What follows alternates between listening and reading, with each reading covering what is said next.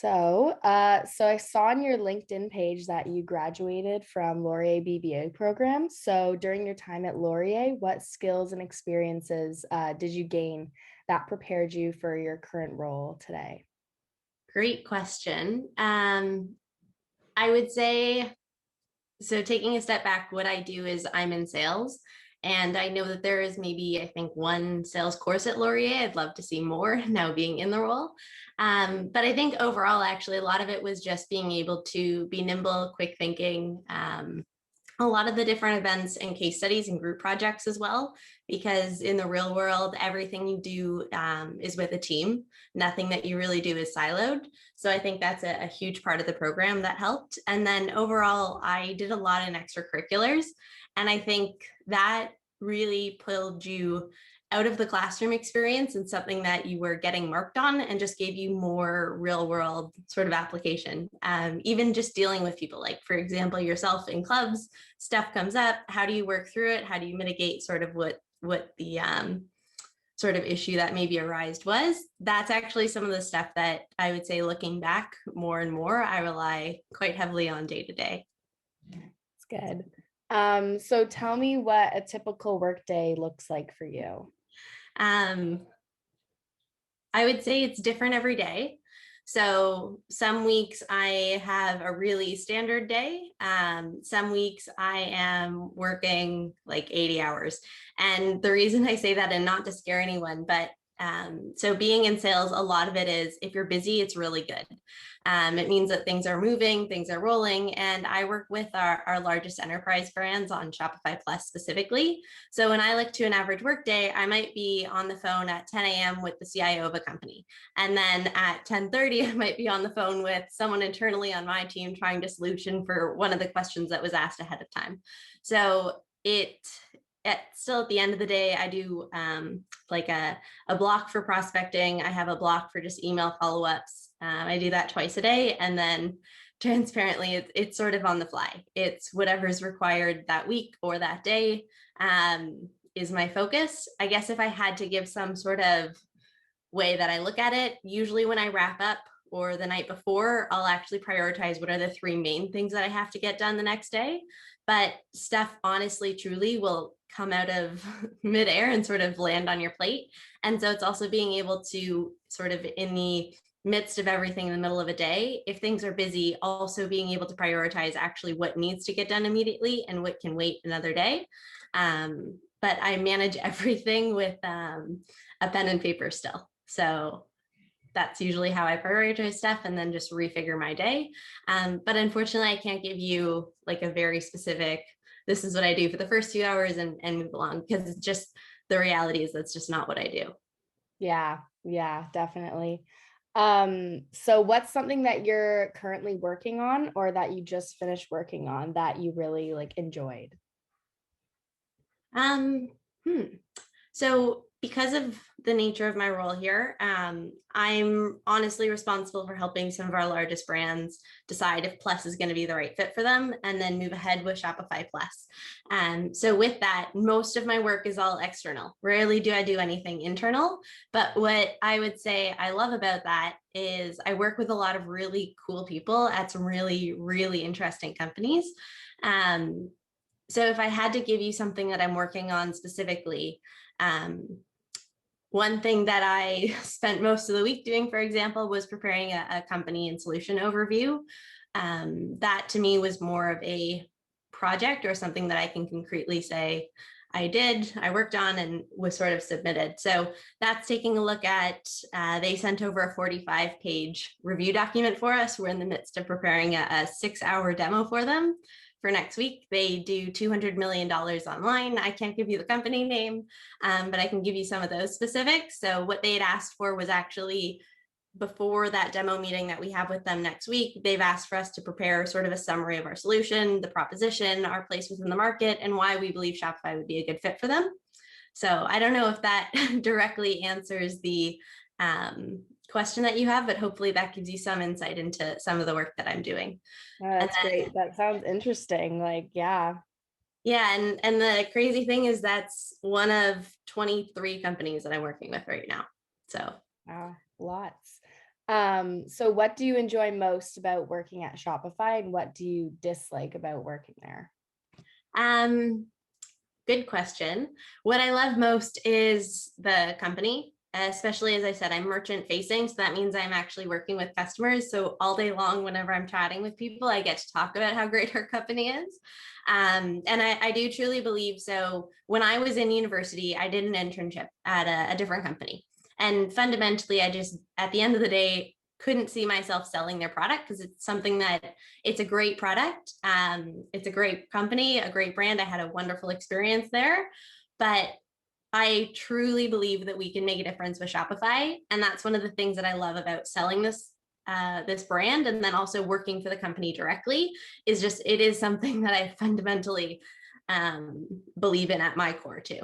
And then I would say on top of that, Shopify makes it our lives very comfortable, which is great. So I'm not sure how many people know about the perks, but I would say there's a really high bar here, but they treat employees extremely well. We were listed as the third most innovative company on Fast Times list of all companies in 2021 behind Moderna and Pfizer. So that gives some insight into sort of the type of company here. But on the dislike side of it, it's a good question. I mean, personally, I'm in sales and we're a developer-led company. So engineers are always prioritized. So people think it's crazy that we have 7,000 employees and only 200 are in sales. So I would love to be able to change that. It definitely won't change. But that's something that it just changes sort of the nuances of how decisions are made and things are run. And at the end of the day, it's better for the company. But it just makes our job a little bit harder in sales sometimes. Yeah. So you mentioned that you work sometimes 80 hours a week. How's like the work-life balance, especially being at home? Yeah, it's a great question. So as often as I have weeks like that, I also have weeks where all of a sudden, for example, I might take a Friday afternoon off. And it just depends on my schedule. It depends on everything going on. Majority of the time I do work like 8 to 6 and then maybe pick up a few things at night, which is pretty standard for sales, I would say. But it's, I would say also moving from being in the office and being on the road and being in front of people more to now where we're literally just behind a computer. That part's been more difficult, and it's definitely harder to actually remove yourself from work. And I found throughout COVID, there's been times where I'll have to, after a few weeks, I'll get really, there's good kinds of stress and bad kinds of stress. And sometimes I'll see myself pushing from being in a good scenario of stress to sort of leaning the other way. And I think if you are able to catch yourself, you know how to sort of change the situation you're in. And so to that point, there's definitely been times where I felt overworked. There's been times where I just feel like everything is crashing down and there's nothing to do. And I know everyone's sort of been there over the past year, but it's looking for moments. So for example, I know that every morning, my partner and I, we go out and go for a walk, and it's great. We have some coffee, share a laugh. And that's just something where when we talk about work-life balance, like the fact that I specifically have to book time with him is not ideal, but that's actually what keeps me going. Is every morning I sort of look forward to waking up and having a morning routine to start off the day.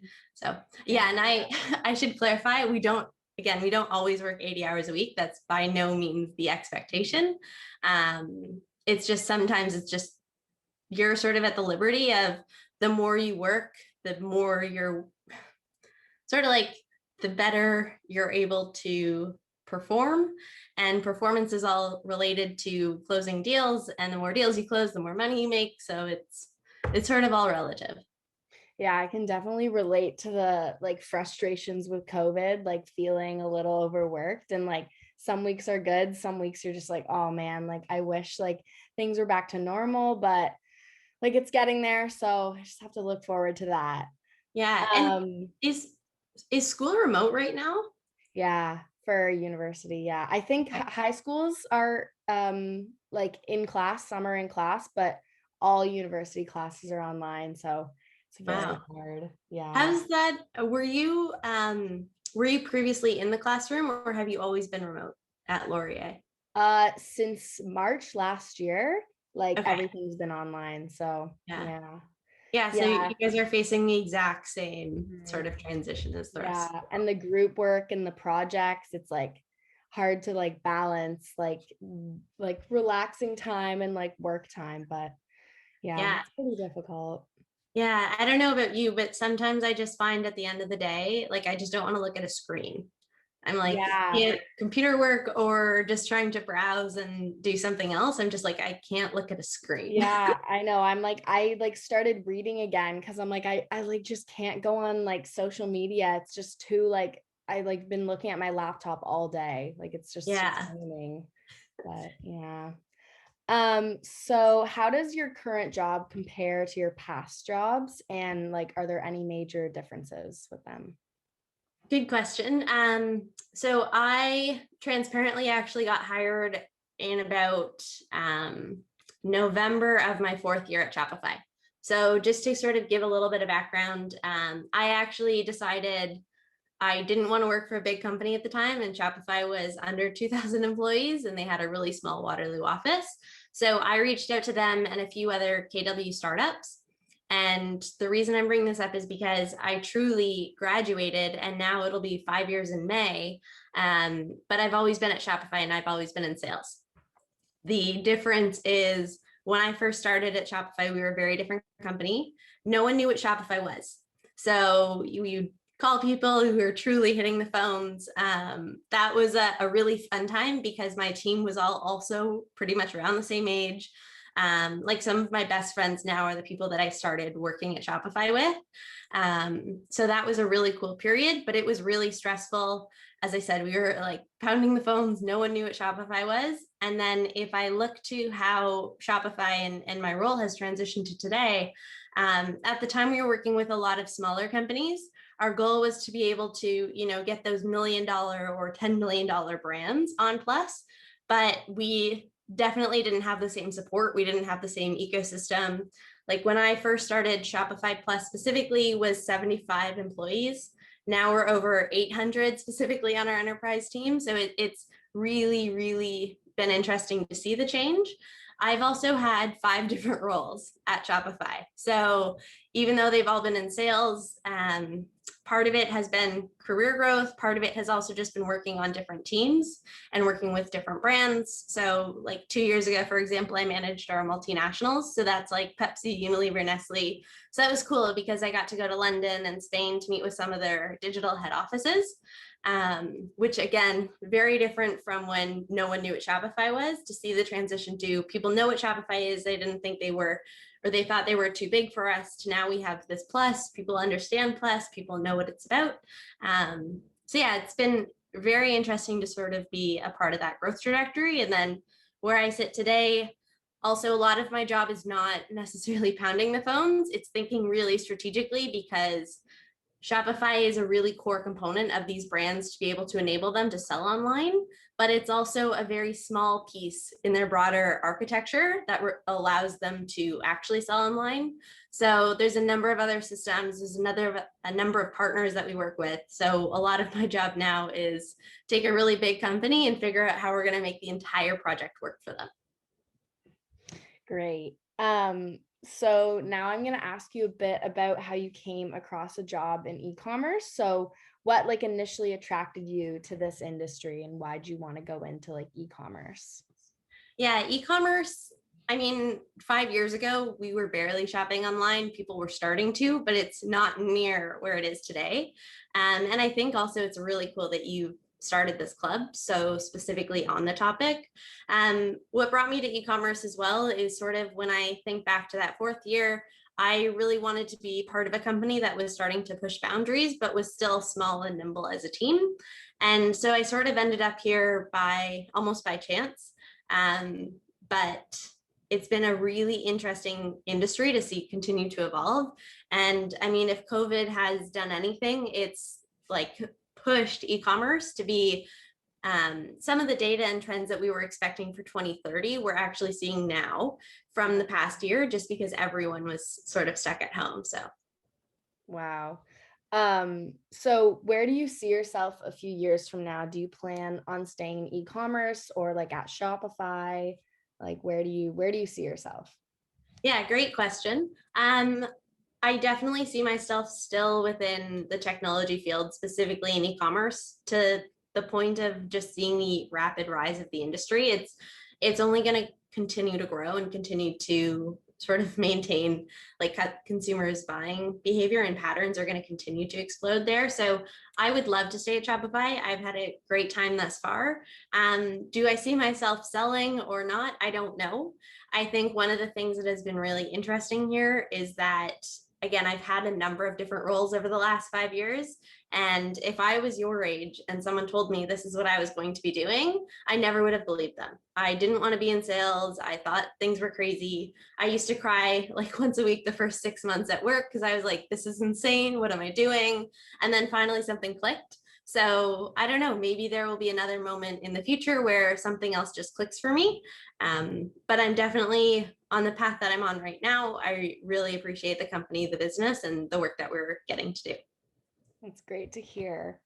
So what are your thoughts on the e-commerce industry and what direction do you think it'll take in the next few years? I know you said that like you're seeing the trends now, like that you predicted in 2030. So like what do you think is going to happen in the next couple of years?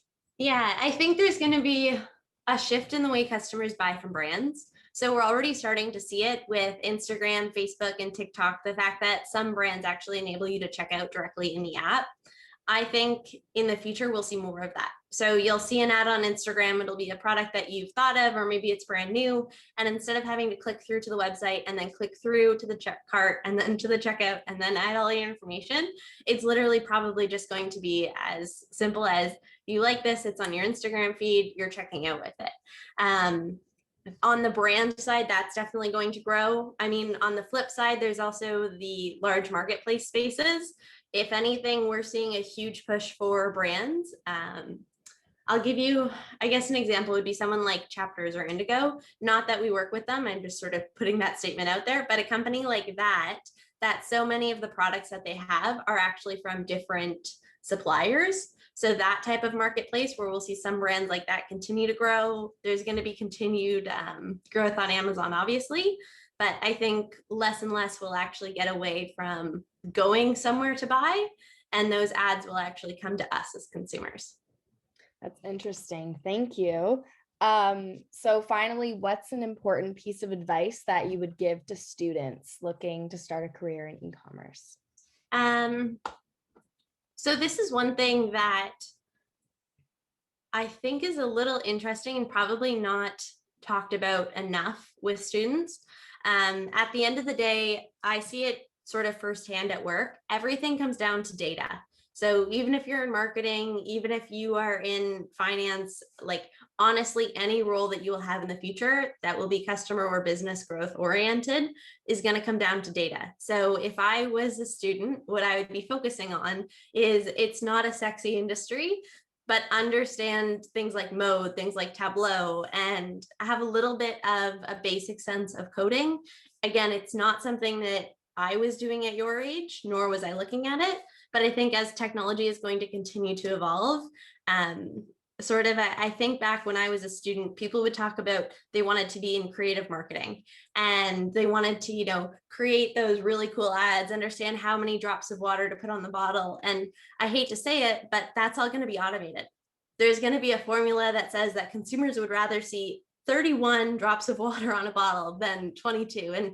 And the way consumer data is just trending, it's honestly how all decisions are going to be made. So I hate to bring that out because I think, as I said, it removes a level of creativity that a lot of people think about from a business perspective. But I think the true skill will be able to understand the data and then put it in a business context that's digestible for your team that you can actually execute on.